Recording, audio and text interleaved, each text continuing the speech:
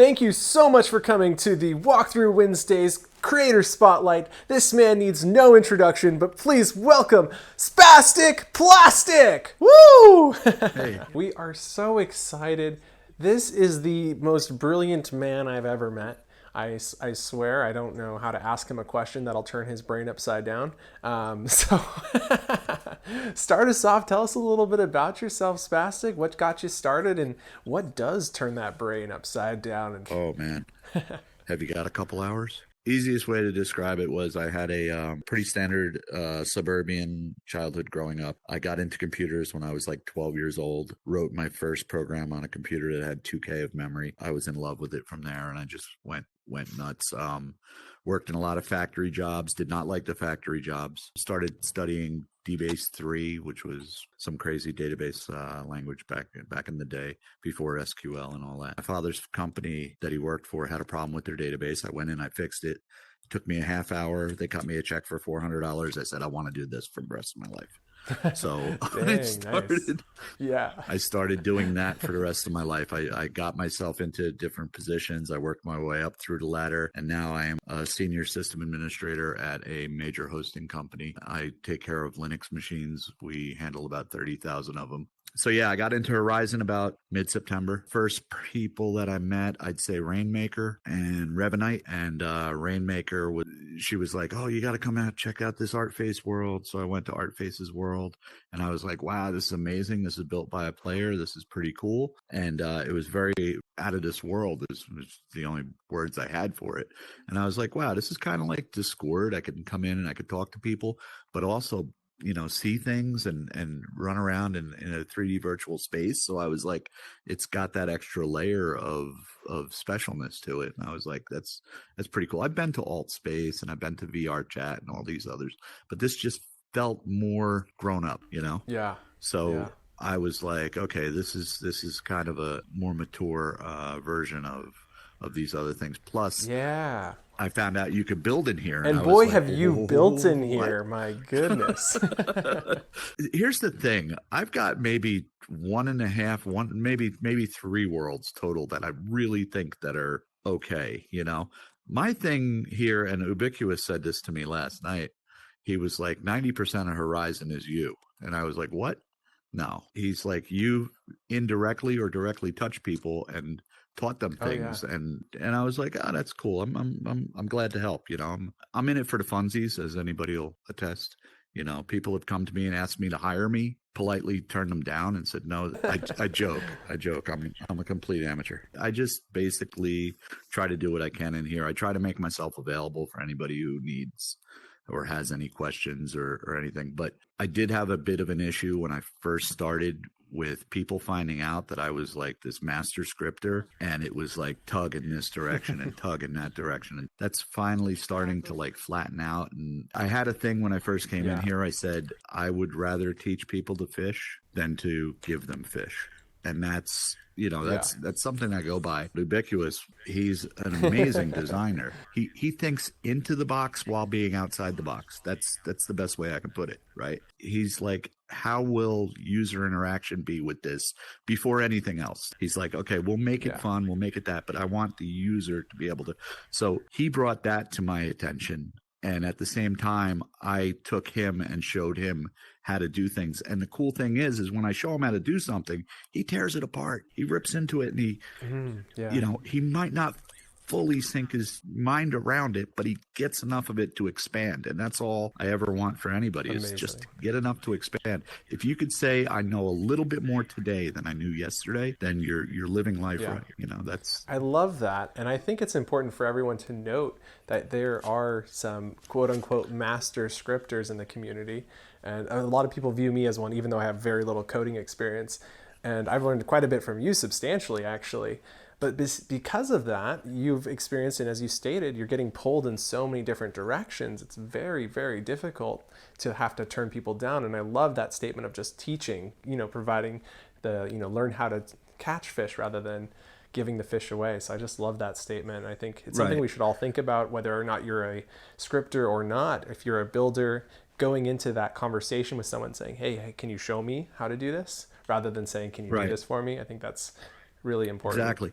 One of the other things with that is I assess people very well, and I can tell if I'm showing you something. If I show you something and you just come back to me, and I can see that you've not that you're basically, I won't say taking advantage of me, because I mean I'm putting myself out there, but I can tell when somebody is basically, just, hey, do this, hey, do this, hey, do this, hey, do this, hey, do this, and they're Yeah. not, you know.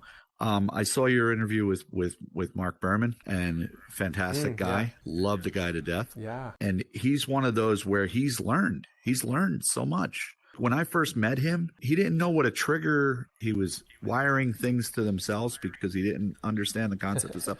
All of that changed. I helped him out. I let him, learn, and then I just, back away slowly and move on to the next. That's the way you got to do things. Is Johnny Appleseed kind of a thing.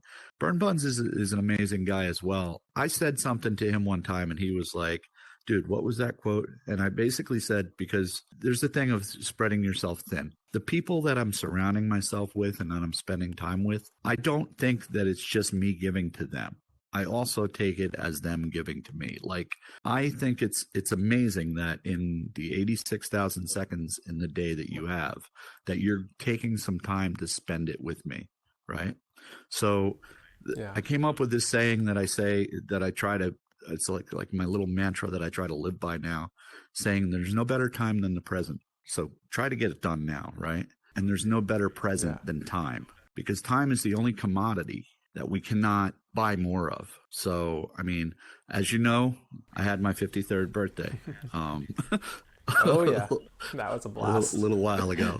Yeah. And it was a blast. Oh my God, you guys, it took me by such surprise that I was at a loss for words. And that does not happen with this guy too much, So it was pretty crazy. But as you go on in years, as you get older, you start thinking, like right now I'm past middle age. I'm like, there's less days ahead of me than there are behind me.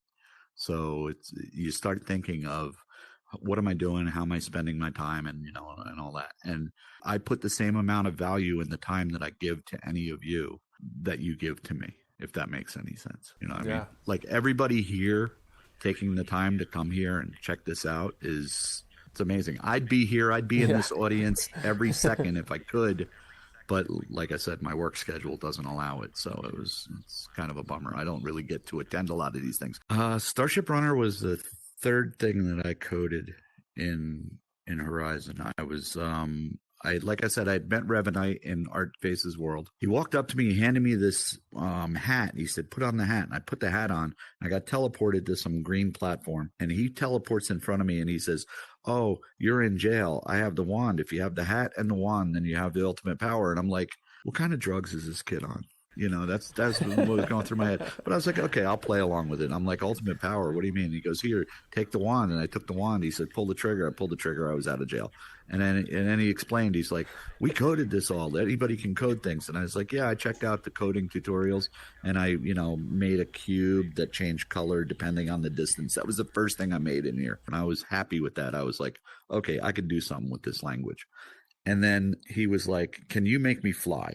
And I went, yeah, I think so. So I coded up. I was like, if I can get the direction of the hand and the direction of the object. So I got the forward direction of this object. And I already knew vectors. I already knew all of this stuff. I've been programming in Unity for a while. So I slapped something together, and I had a little wand that he held. And I was like, hold the wand, pull the trigger. He held the wand. No matter what way you're directing the wand, pulled the trigger. The platform you were on went in that way. And in 30 minutes, I had him fly. Love it. And he was like, dude, you're a god. And I was like, no, I don't think so, but okay. So then he's like, well, what are you going to do next? And I was like, well, I love space. And I just made this tunnel. And then I made a star field coming down the tunnel.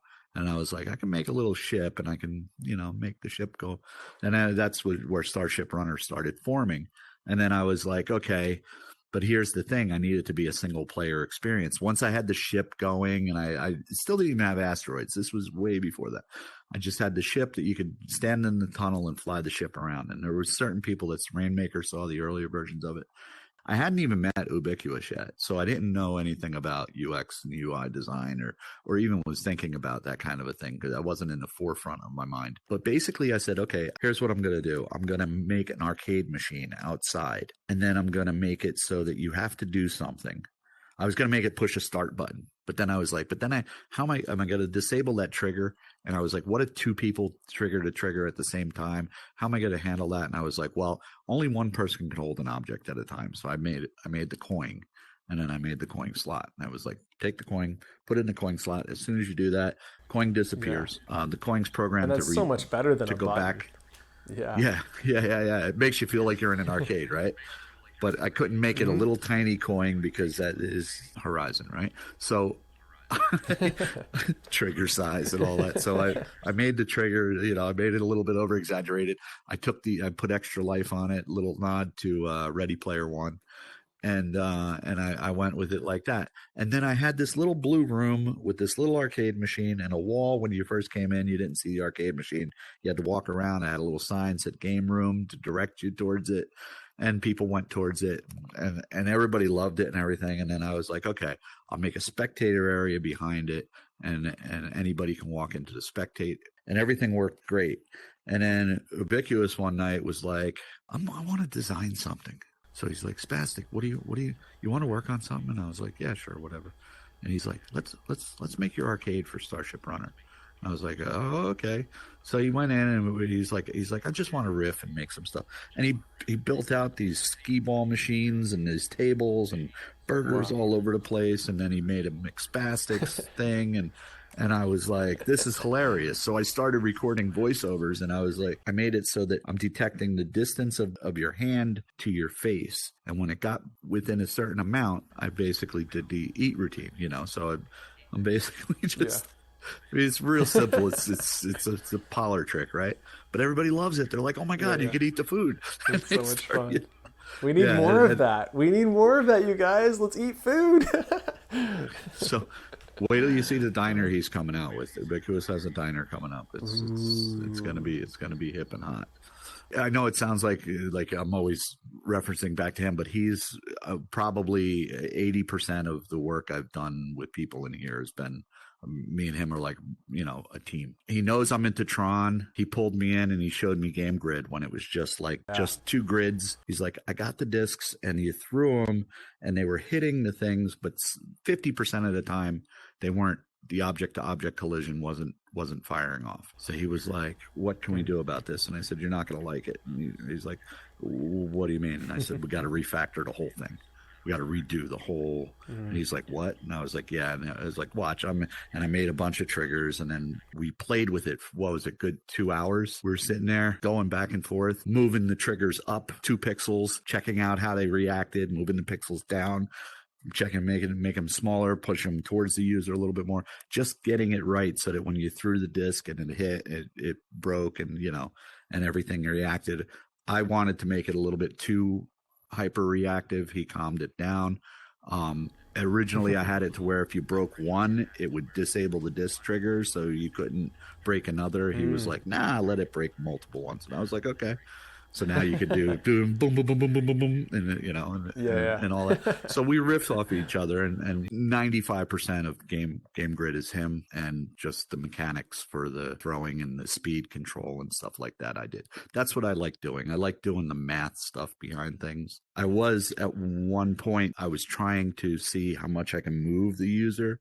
So I was basically coming up with saying, if it moves, it's spastic. So I do move mechanics. Like, I started out with that flying disc thing, and yes, Starship Runner was like a big project that I did that didn't have any movement. But then I did brooms, which let you fly like Harry Potter on a broom around a vertical world. It was Yeah. beautiful. 2 updates ago, they broke the mechanic that I was using to make that work. Oh. So I therefore had to pull brooms off the market. But Simple Skate Park is a platform. You jump onto the platform. It's a skateboard, and no matter what way you're facing, you can skate around and have fun and go around these obstacles and stuff. It really has no game to it. It's just a hangout that lets you skate around.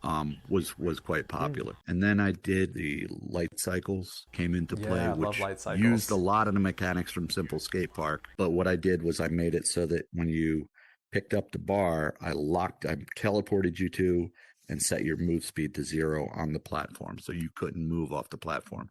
And then I detect your hands, how close they are to your torso. And if you put them far enough away, it does a one-time trigger to put your speed up. And if you pull them back and get them within a certain distance, it puts your speed down. So you could do this and then just put your hands at a natural position and you'd be going fast. And then when you want to slow down, you just, touch your chest and say, I want to slow down. Yeah. Quinn, the guy who did the graphics in there, he gave it to me. He's just like, here's the graphics. And now he came out with Grid Tanks, which is beautiful. Him and Ruben worked on that together. When Ubiquitous said that to me last night about me touching all these worlds, I really didn't think about it until like I went to bed, and then I started thinking about it. I was like, yeah, I've got a lot of input, which is good. Yeah, I suppose. For sure. Huge input into me too, and that spreads. I mean, everyone I've touched because of you as well. I mean, yeah, you got to count it all. I taught him last night about knotting a boolean. I was like, you want to flip a boolean, just knot it. He was like, what? I was like, yeah, all you got to do is you just say open equals not open. And that's, you flipped it. If it was off, it's on. If it's on, it's off. Is there anyone that, aside from Ubiquitous, of course, has really kind of given you some motivation or initiative or any kind of inspiration for your next project or a project that you've already done? Lots of people. Victor Riddle, I'd say. I look at his stuff and I just mind blown. Kelson's world with the treasure. My God. Treasure Labyrinth. Treasure Labyrinth. My God. That's one of those wow. I was just like, wow. Of course, anything from Waffle, but we expect that from Waffle.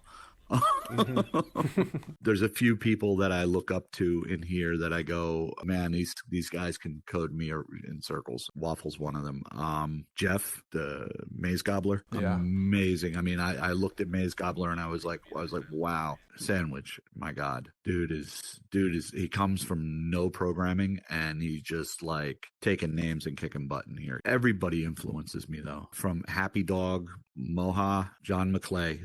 Did the intricate detail. I've seen his train. And my God, it's crazy. Flutterby, I met in the plaza one day, and she was telling me about her meditation world, and she was having trouble with the trigger or something. I went over with her. We slapped out some stuff, and it was fun. It was a good time hanging out with people. Like I don't just hang out with people that code or ham on the design. I hang out with your average everyday users because they give you some of the best ideas too. I mean, they come at you and they go, what happens if the player does this, or have you thought about doing that with something? Cannot mention influencers, people who buzz in your ear without talking about the man, the myth, the legend, Crows. That guy, Crows. he's like, Crows the coin. I'm going to make a real simple simulation here where, I've just got a guy walking down the street and he goes, yeah, but what happens if a bus full of people come along and then, the sun implodes and then we got, because of the sun imploding, it pushes Mars towards Earth more. Now Mars is very close and Elon gets there and we habitate. And I'm like, where the hell are you going with this, man? But out of that interaction, I get a few ideas and I go, oh, okay. It's an amazing dynamic. I mean, some of the stuff that I'm doing in Dodgeball is directly related to his input. Moha and Happy, they spent hours in there with me. They're just sitting there, watch quietly while I'm, stamping away at the code, sometimes frustratingly, raging. But quietly? Yeah. Quietly? Crows? Well, as quietly as crows can get. Yeah. I just want to say it's so nice to meet you. I'm such a big fan, Spastic. I'm such a big fan. Thanks. And, if I had to ask you a question, I'd say I don't think there's anything more special than a really good relationship between a creative person and a technical person. How do you keep so much patience when you're working with people who don't understand the type of math you're working with? My sister had 5 kids. I helped raise 4 of them. I had my own child. that life teaches you patience, I suppose. I joke a lot, including what I'm about to say. It's a complete joke. I say you gotta, there's a saying, you gotta walk a mile in a man's shoes. And that's what I do. I try to put myself in the other person's shoes and what they know and what their knowledge is or whatnot. But you walk a mile in another person's shoes, and 2 things happen. 1, you're a mile away. 2, you got a brand new pair of shoes. So you're doing pretty good. And that's the joke part of it. But the serious part of it is when I'm interacting with other people, I try to consider their side of things. I might not always hit that mark. I might say things that may be insensitive to the person. It's like I'm me, and I grew up on the streets of New Jersey and in the suburbs, and it's like I've got a certain thing that some people don't like, and that's fine. It's okay. Sometimes I'll put my foot in my mouth. I'll meet somebody short, and before I get to know them well enough, I'll crack a short joke or something. And it might be good if once you've met somebody and you got a rapport, like we got the Just Press A, we've got a bunch of things that we could say to each other, ubiquitous, and we don't get offended by it. By the way, later on, I'm going to show you how to make a shirt. I try to consider other people. That's how I keep the patience. I try to put myself in their shoes, and then I go, okay, And one more thing I could say about that is being a new father. You'll agree with this, I think. But before you have a child, you get on a plane and there's a screaming baby, and you go, oh man, why did they bring that baby on this? And now you go, oh, what's wrong? Does he need to have a change? Does he need to? Your perspective completely changes once you've walked that mile. Yeah, that's where the patience comes from. I want to know, what are the pros of using Maya? Well, let me explain to you. If you're going to use Maya, and it's a wonderful program, be prepared to pay for it, first off, unless you're a student. Secondly, it is the industry standard right now. So 99.95% of the studios out there are using Maya, and it's an incredible piece of software. That being said, it's a very dated piece of software. And in my opinion, the newer stuff comes along. You can keep using Windows 3.1.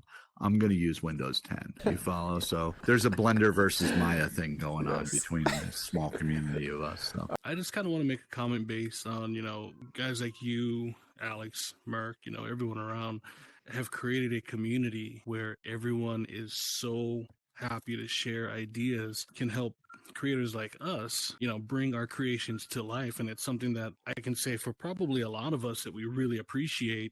Well, I appreciate you saying that. That means a lot. You do what you can with what you got, and you try to do your best. But at the same time, I'm also guarding myself from being overly stretched thin, Spastic, I know you have had a lot of plastic food, but have you ever tried real food? It's actually quite good. Yeah, my plastic food is the best, though. What made you want to create worlds? I played with Legos when I was a kid. This is basically Legos on steroids, right? I mean, this is when you're a kid and you're sitting there and you're putting together Lincoln Logs or Legos or something. The need to create starts at a young age, or the want to create starts at a young age. You build something and you step back and you say, "Hey, I've built this," and that's pretty much that. Thank you guys so much, and thank you so much, Spastic, for taking your time and coming out on your lunch break to join us and talk with everyone. We really appreciate it. Thank you. It's been an honor. We'll see you in the next one. Bye.